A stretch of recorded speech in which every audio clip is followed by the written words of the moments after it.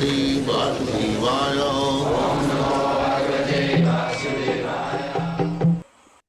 अपने स्वार्थ की कोई इच्छा नहीं थी, भौतिक स्वार्थ की कोई भी इच्छा नहीं थी। उनका स्वार्थ क्या था? भगवान को प्रसन्न करना। और भगवान तभी प्रसन्न हो गए, उनको पता था कि जब भगवान की वाणी को सभी जीव के पास पहुंचाया जाए, और जब जीव इस वाणी को श्रवण करेंगे तो निश्चित है उनका कल्याण होगा। इससे भक्तों, हमें ऐसे साधु शिल प्रभुपाद जी जैसे संत के पीछे चलना चाहिए, उनकी वाणी को श्रवण करना चाहिए। यहाँ प्रभुपाद जी कहते हैं, यदि हम शांति चाहते तो हमें भगवान कृष्ण को समझने का मार्ग खोज लेना चाहिए। महिमामय कार्यों के लिए उनका यशोगान करना चाहिए, जैसा कि श्रीमद् भागवतम के में अंकित है। तो भगवान का यशोदा गान करना चाहिए, जिससे समस्त प्रजा जो है वो सुखी हो। इसे भक्तों, आइए 17वां नंबर का श्लोक और 5वां प्रश्न है शौनक आदि ऋषि। अब तू लेट जाऊं 8 तो उसकी 8 बजे ना रोटी खावे टाइम पे कटे। हरे कृष्ण। तो भक्तों, ये जो श्रीमद् भागवतम है वो हमारी बुद्धि को खोल देगा, शुद्ध कर देगा, मन को शुद्ध कर देगा। क्योंकि भगवान, ये भागवतम कोई सामान्य ग्रंथ नहीं है, बोलते ठाकुर है। कौन? साक्षात भगवान है, बोलते ठाकुर। वो अभी देख रहे ना आप, जो शिक्षा ले रहे हो ना, वो बोल रहे हैं भगवान कि अगर ऐसी स्थिति में ये कार्य नहीं करोगे तो आपकी गति ऐसी होगी, अब ये नहीं करोगे तो ये होगा, ये करोगे तो आपके लिए बेस्ट है आपका समय। मनुष्य जो सब कुछ भगवान बोलते हैं, लेकिन विग्रह रूप में जो भगवान है वो मौन रहते हैं। ठाकुर जी कलयुग में खास करके शब्द ब्रह्म स्वरूप के रूप में प्रकट हुए, गीता और भागवतम के रूप में वो बोलते हैं। अब पढ़िए, उनको श्रवण कीजिए, समझने का प्रयत्न कीजिए। वास्तव में हमारा बहुत बड़ा भाग्य है कि हमको ये श्रवण करने का अवसर मिला है प्रभुपाद जी की कृपा से। आइए 17वें नंबर का श्लोक उच्चारण करें। तस्य कर्मानुदाराणि परिगीतानि सूरिभिः ब्रूहि न श्रद्धानानां लीलया ददत कला। शौनक आदि ऋषि मुनि सुत गोस्वामी को 5वां प्रश्न पूछ रहे हैं। क्या है 5वां प्रश्न? तो कहते हैं, उनके दिव्य कर्म अत्यंत उदार तथा अनुग्रह पूर्ण है, और नारद जैसे महान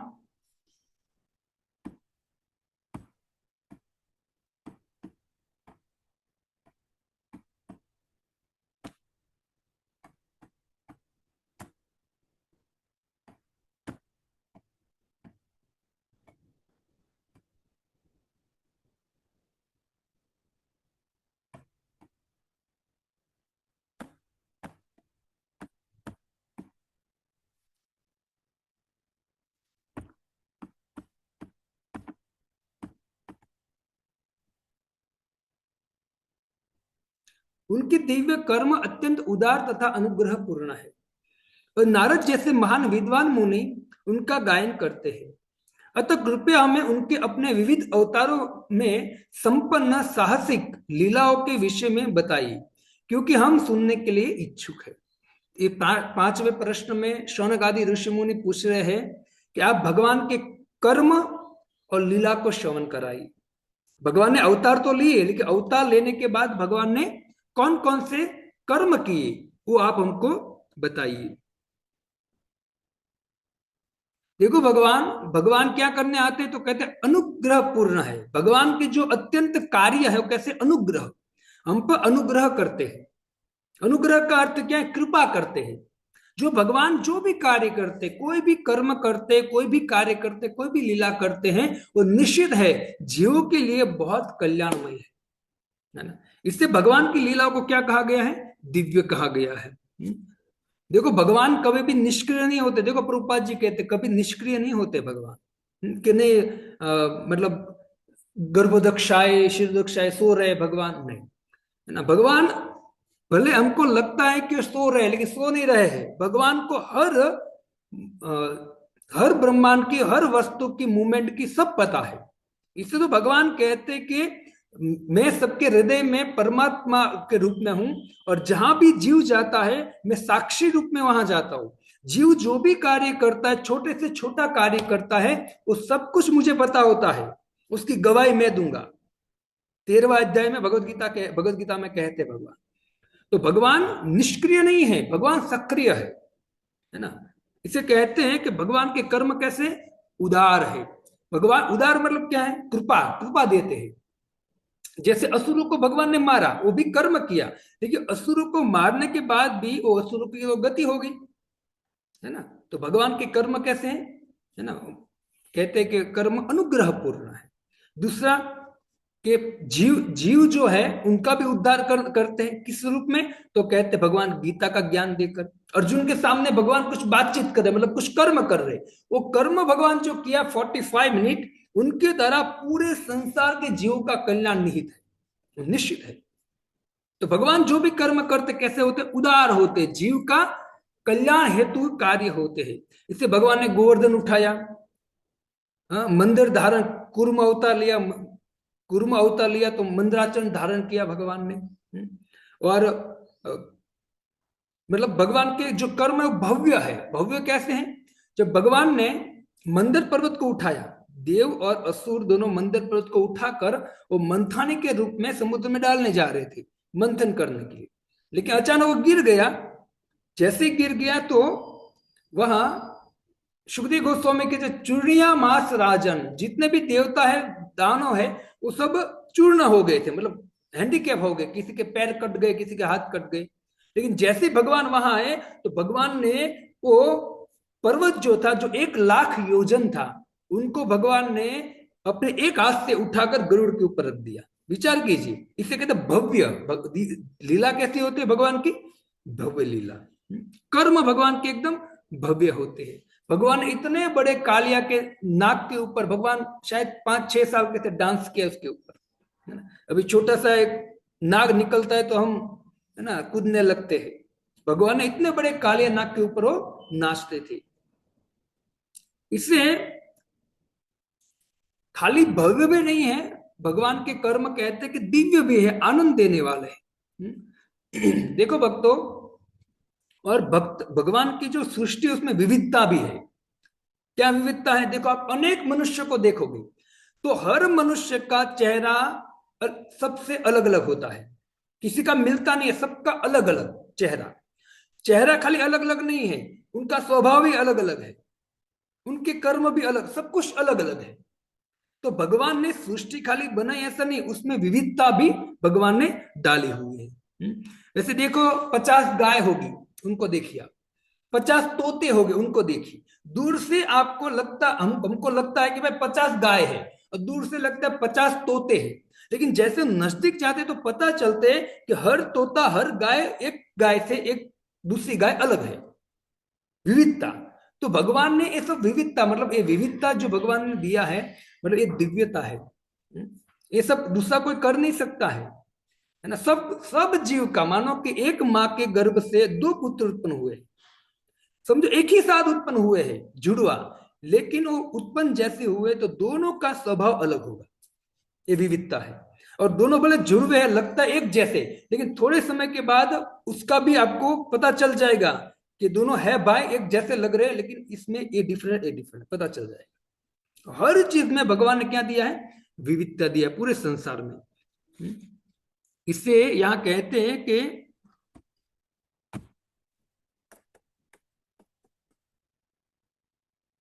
इसका गुणगान शील नारद, व्यास, वाल्मीकि, देवल, असित, मध्वसी, चैतन्य महाप्रभु, रामानुचार्य, विष्णु स्वामी, निम्बार्क आचार्य, श्रीधर स्वामी, श्री विश्वनाथ चक्रवर्ती ठाकुर, बलदेव, भक्ति विनोद ठाकुर, भक्ति सिद्धांत आदि अनेक विद्वानों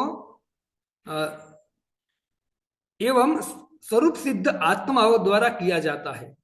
ये लोग क्या करते हैं? भगवान के गुणगान। देखो, सामान्य नहीं है। निम्बार्क आचार्य, है ना, विष्णु स्वामी, ये कौन है? साक्षात राजा रामानुचार्य, जो मैंने आपको शेषनाग का अवतार है। चैतन्य महाप्रभु, मध्वाचार्य, जो साक्षात वायु के अवतार है। वो सब करते क्या है? दिन रात भगवान के गुणगान गाते, भगवान के नाम रूप गुण लीला का गुणगान करते रहते हैं। क्योंकि हर जीव का सुख और आनंद उसमें ही निहित है, किसमें? भगवान की लीलाओं में। इससे हमें क्या करना चाहिए? भौतिक जगत में रहते हुए भगवान के गुणगान करना चाहिए। यहाँ कहते हैं कि संसार में सब सुविधा है, पर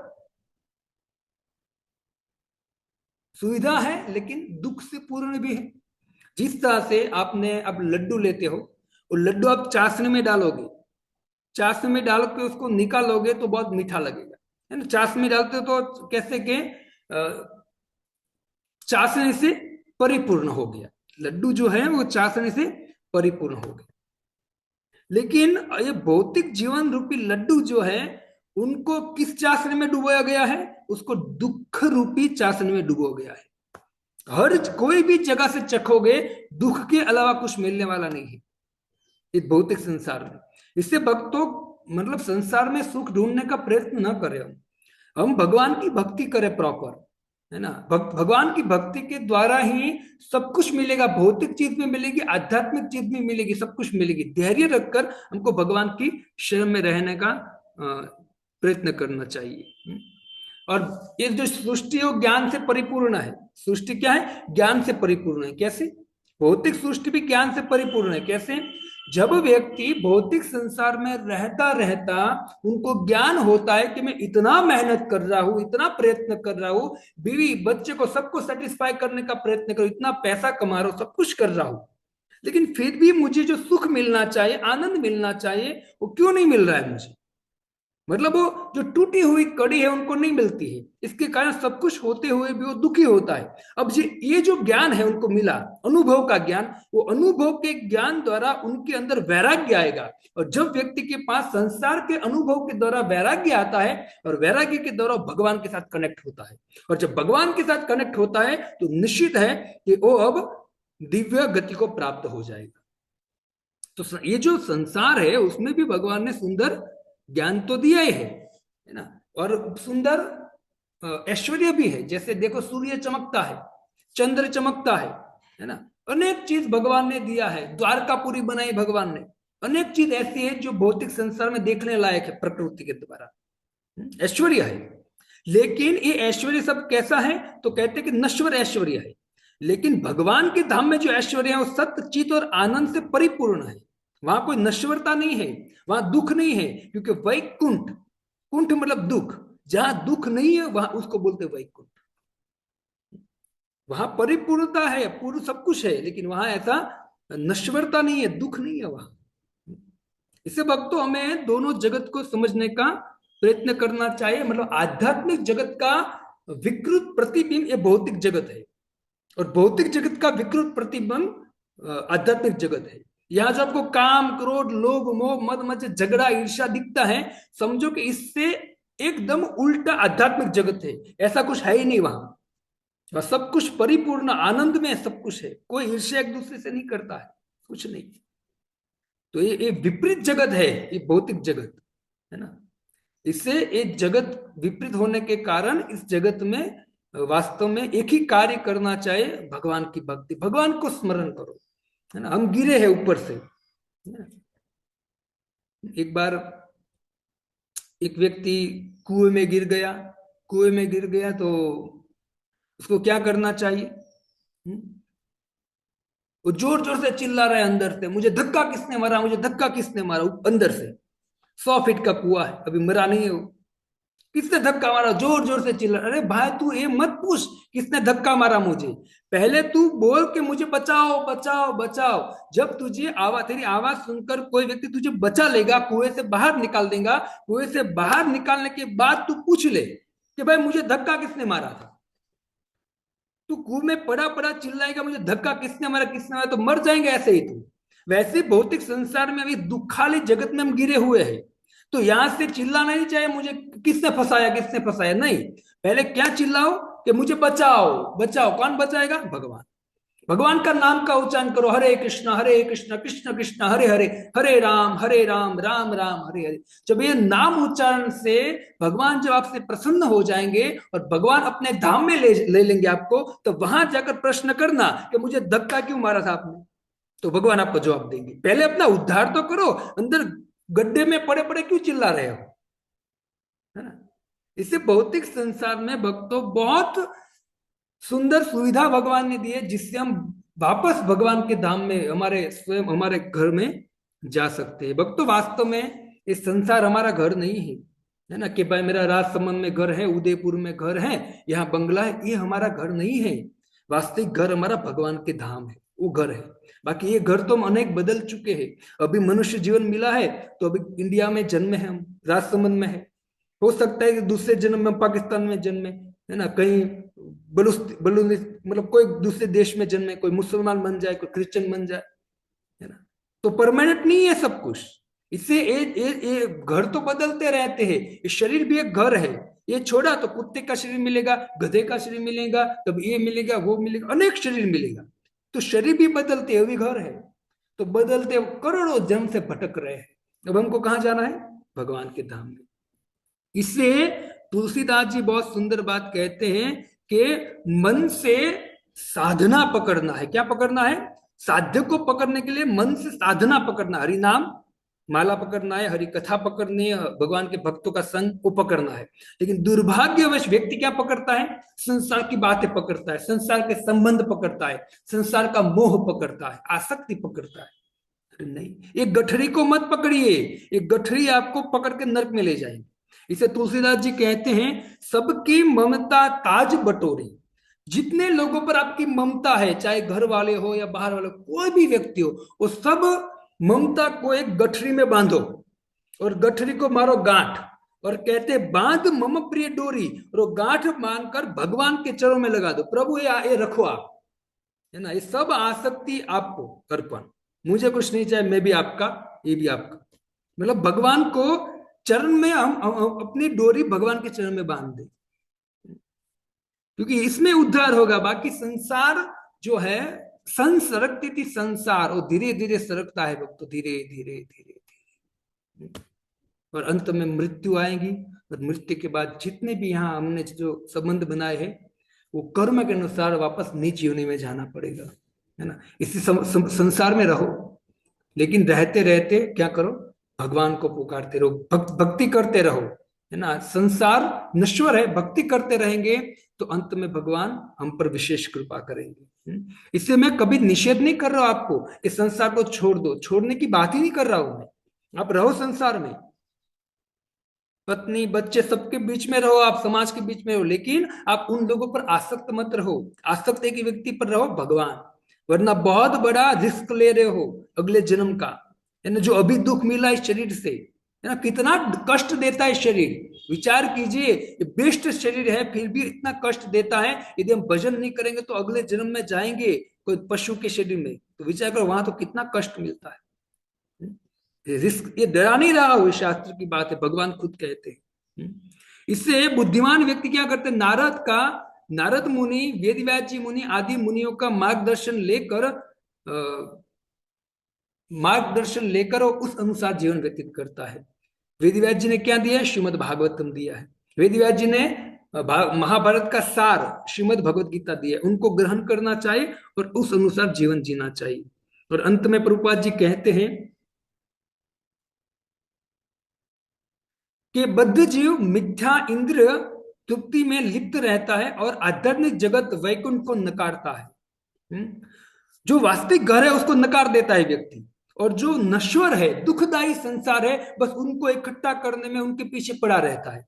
और जो वास्तविक उनका घर है उनको नकार देता है, और नष्ट में कुछ, लास्ट में कुछ हाथ में आता नहीं है। इससे जो अल्पज्ञ व्यक्ति किसको बोला गया है?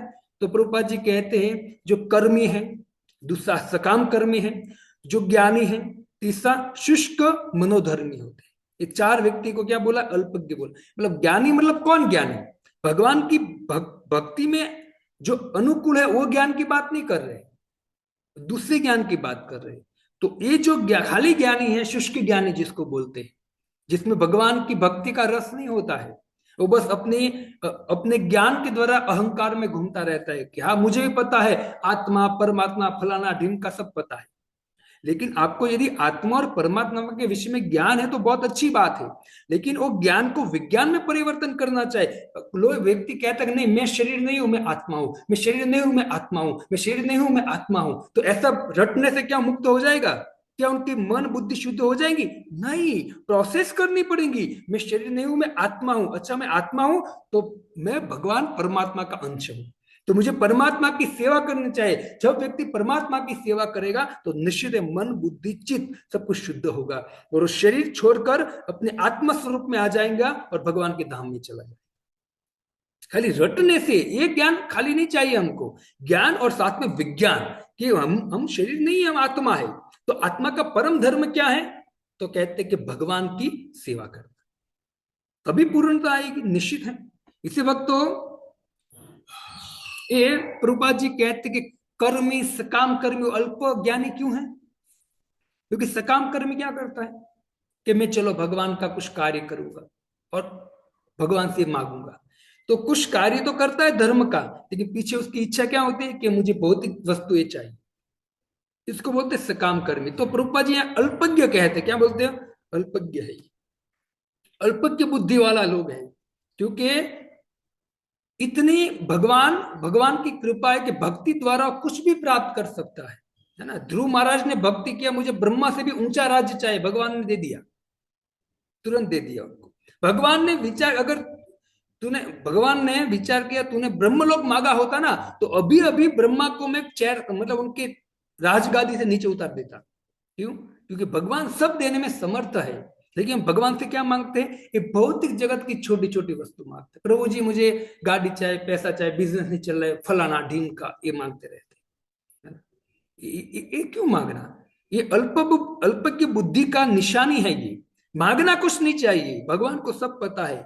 आप भक्ति करो, आपको ऐसी ऐसी स्थिति भगवान देंगे जो देवता को भी दुर्लभ होगी। मनुष्य की बात छोड़ो, ये मोदी है, बड़े बड़े जो बिरला टाटा अंबानी है, उसकी बात छोड़ो, देवताओं से भी बेस्ट गति देंगे भगवान, क्योंकि भगवान सर्व समर्थ है, सब कुछ देने के लिए समर्थ है ठाकुर जी। ये भक्तों एक एक शब्द पकड़ो, कितने सुंदर है। भगवान भागवतम में कहते है ना, जीव का कल्याण, जीव पर कितना भगवान कृपा करते हैं, कितनी दया करते हैं। बारंबार भगवान कहते कि ये करो ये करो ये करो ये करो।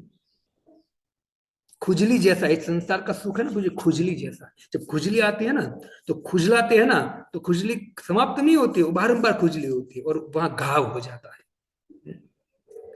ऐसे एक खुजली जैसा संसार में मत बारंबार लिप्त रहो, इससे बाहर निकलने का प्रयत्न करो। प्रभुपाद जी कहते हैं कि जो संसार है वो टॉयलेट के समान है। टॉयलेट में व्यक्ति जाता है ना तो अपना काम करके तुरंत भागता है वहां से।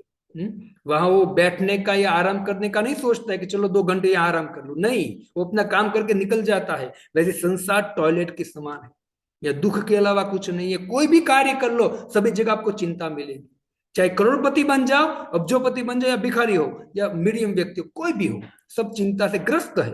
ये संसारी असत्य है, कुछ भी कर लो, एनीथिंग एल्स, कुछ भी करो, संसार असत्य है, कहां जाएंगे। इसे प्रभुपाद जी कहते हैं कि जो कर्मी सकाम कर्मी ज्ञानी शुष्क मनोधर्मी है उनके ऊपर अध्यात्म अध्यात्म है। और अध्यात्म का अर्थ कहते हैं कि अध्यात्मवादी वो होते हैं जो भगवान के भक्त होते हैं, वो सबसे ऊपर है। और जो व्यक्ति भगवान की भक्ति पकड़ लेता है उनकी जो गति होती है, देवा अपि भी दुर्लभ, देवता को भी दुर्लभ होते, ऐसी गति होते भगवान की, भगवान के भक्तों की। इससे तो आप देखिए जब देवकी के गर्भ में भगवान थे तो बारंबार प्रार्थना करते प्रभु कि पृथ्वी लोक वालों ने क्या ऐसे पुण्य किए हैं कि उनको पृथ्वी लोक में जन्म मिला है। क्योंकि देवलोक से भगवान के धाम में जाने का कोई रास्ता है ही नहीं, उनको यहाँ आना पड़ेगा। और यहाँ पृथ्वी लोक जो है ये जंक्शन है, यहां से कोई भी लोक में आप जा सकते हो। विचार कीजिए, वो हमारे चॉइस है ना। इससे कहते हैं कि न वैकुंठे न ब्रह्मे न वैकुंठे न स्वर्गे नास्ति अयम रस्थ अत पिबंती मद सद्भाग्या मामा मुंचती कर्मचित। भागवतम कहता है ये जो रस है, भागवतम रूपी रस है, भगवान की भक्ति रूपी रस है, वो दूसरे लोक में नहीं है, वो पृथ्वी लोक में है। इससे कहते कि भारत भूमि ते है जन्म, जन्म सार्थक करी कर पर उपकार। जिसका भारत भूमि में जन्म हुआ है ना, बहुत भाग्यशाली व्यक्ति है, बहुत भाग्यशाली, शास्त्र कहता है। क्योंकि ऋषि मुनि की धरती है, धरोहर जो है ना ऋषि मुनि के है, हम ऋषि मुनि के संतान। लेकिन दुर्भाग्यवश है ना, अंग्रेजों की बात में आकर अंग्रेजों ने हम पर बहुत कुछ जुल्म किया, बहुत कुछ हमको देकर गए। उनकी क्या बोलते हैं, पढ़ाई लिखाई जो भी है, उसकी तरह मनुष्य धीरे धीरे धीरे नौकर बनता जा रहा है, भ्रष्ट होता जा रहा है धीरे धीरे। और अपने आप को मानता नहीं, प्रभु जी मैं 2 लाख की नौकरी करता। अरे भाई तू गुलाम है ना, तू अठन्नी चवन्नी का गुलाम हो गया है। हाँ तू जॉब कर, तुझे मना नहीं कर रहा, लेकिन तू धर्म को भूलता जा रहा है, गीता भागवतम को भूलकर तू सुरगुट में आ गया है। कुछ काम का नहीं है ये दिखावा। धर्म को पालन कर, क्योंकि ये सुटबुट में मरेगा ना तो अधोगति को जाएगा। लेकिन यदि तू जॉब, बहुत सुंदर जॉब कर, बहुत बड़ा बिजनेस कर, लेकिन सेंटर में ठाकुर जी को रखकर करेगा ना, तो इनके साथ लास्ट में तेरी गति भी हो जाएगी। खाली तू इस भौतिक जगत में मत रचा पचा रहे, है ना। तो ये समझाने के लिए वास्तव में श्रीमद् भागवतम और गीता है भक्तों। इसलिए कहते हैं कि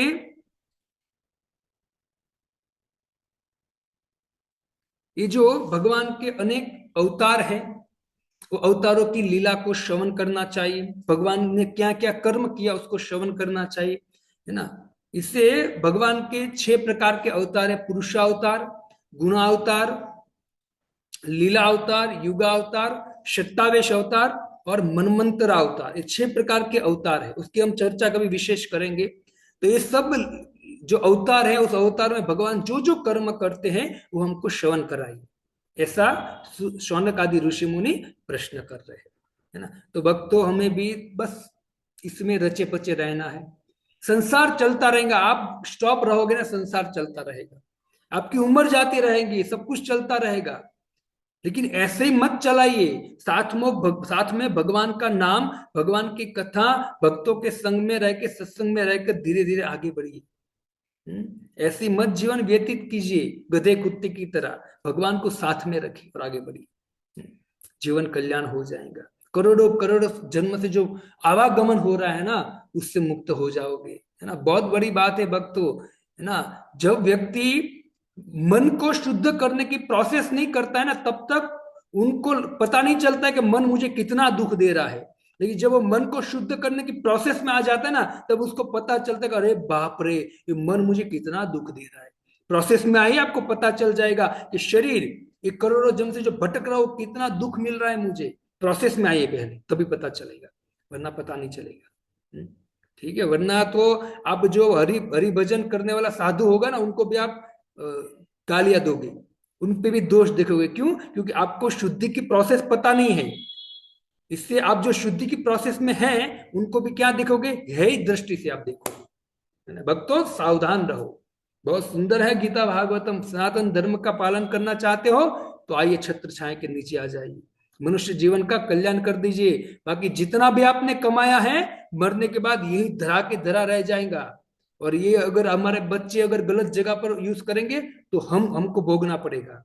इससे ये भौतिक वस्तु के चक्र में मत रहिए और अपना उद्धार करने के लिए भगवान की भक्ति कीजिए। ठीक है, हरे कृष्णा कृष्णा कृष्णा हरे हरे, हरे राम राम राम हरे हरे। तो आज हमने जो भी श्रवण किया है वो ऐसे पॉइंट आप पकड़ो कि उसमें आपको कुछ शिक्षा मिली हो।